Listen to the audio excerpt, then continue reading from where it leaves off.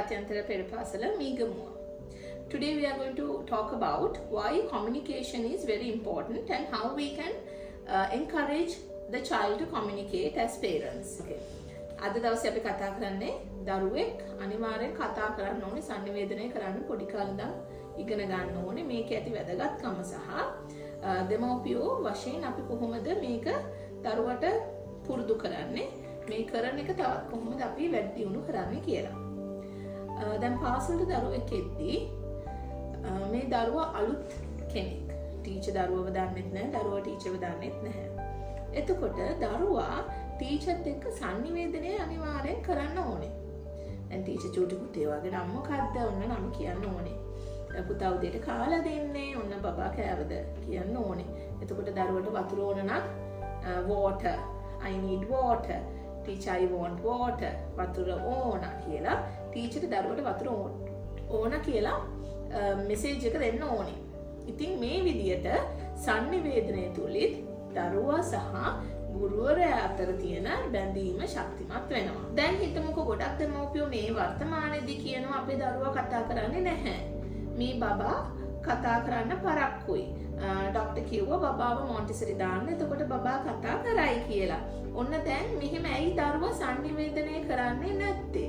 ඔන්න මේකට කාරණා කිහිපයක් බලපානවා.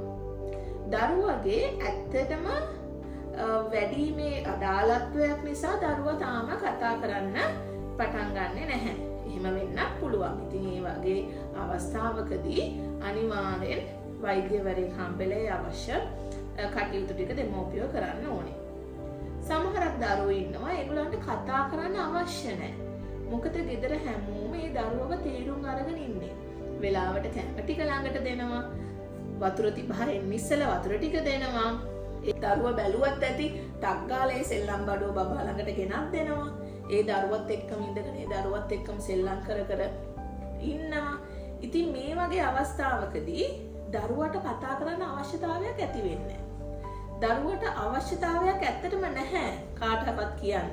දැන් අපි හිතද්දී දරුවෙක් ඔන්න මෙහෙම කරපු ගමන් අම්මා දන්නවා මේ කියන්නේ වතුර ඕන කියලා ටක් ගාලා වතුර බෝතලේ දෙනවා.